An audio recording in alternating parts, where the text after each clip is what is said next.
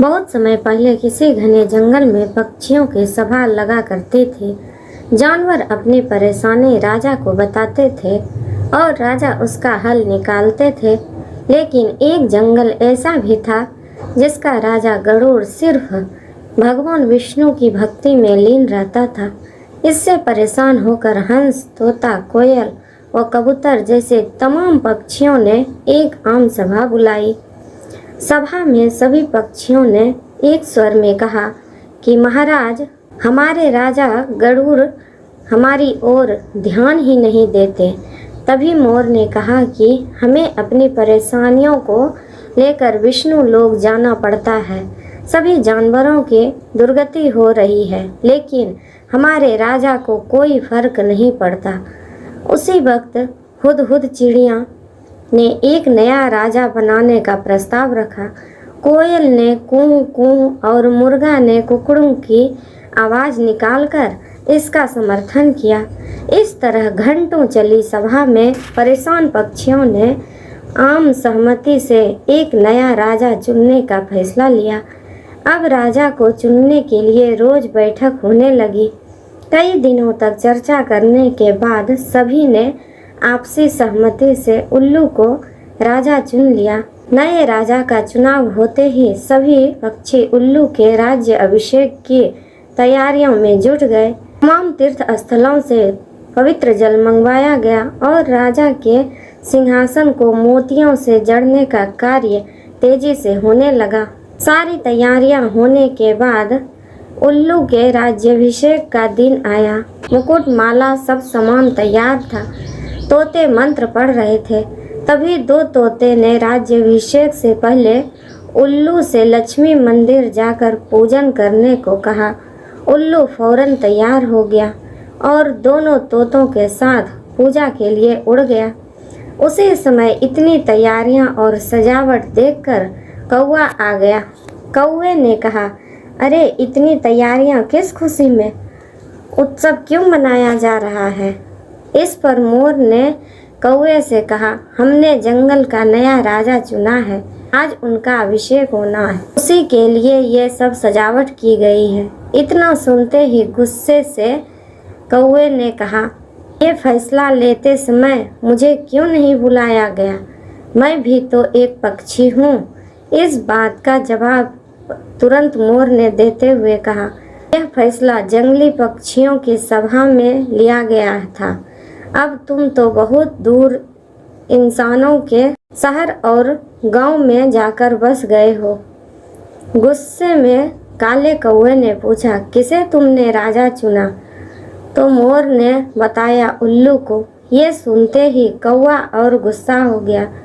वो अपना सिर जोर जोर से पीटकर काँव काँव करने लगा। मोर ने पूछा, अरे क्या हुआ तुम्हें? कौवे ने कहा, तुम सब बहुत मूर्ख हो। उल्लू को राजा चुन लिया, जो दिन भर सोता और जिसे सिर्फ रात में दिखाई देता। तुम अपनी परेशानी किसके पास लेकर जाओगे?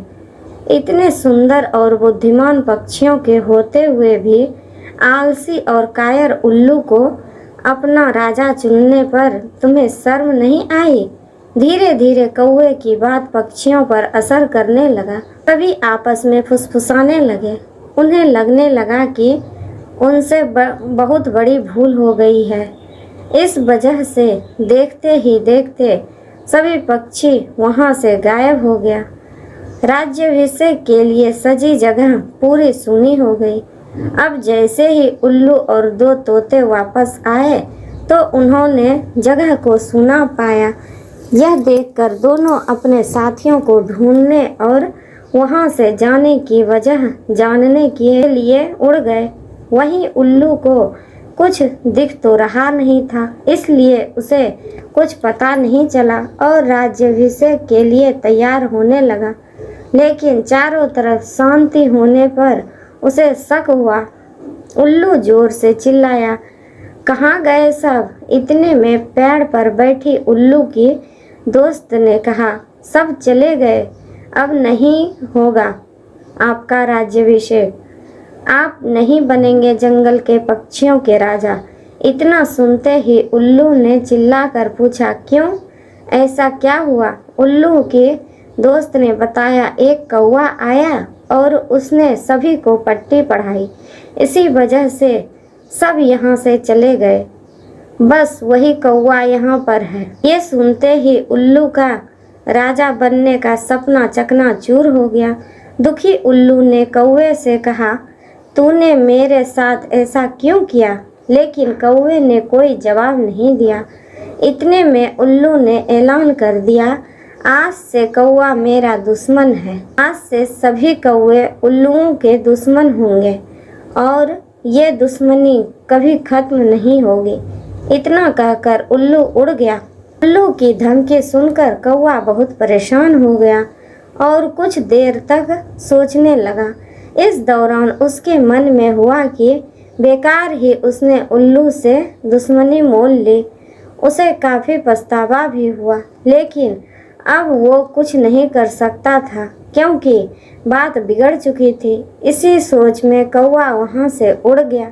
तब से कौवा और उल्लू की दुश्मनी चलती आ रही है। इसलिए मौका मिलते ही उल्लू कौवों को मार देते हैं और कौवे उल्लुओं को। कहानी की सीख, दूसरों के मामले में हस्तक्षेप करना भारी पड़ सकता है। दूसरों का काम बिगाड़ने की आदत उम्र भर की दुश्मनी दे सकती है। इसलिए अपने काम से काम रखना चाहिए। थैंक यू दोस्तों, धन्यवाद।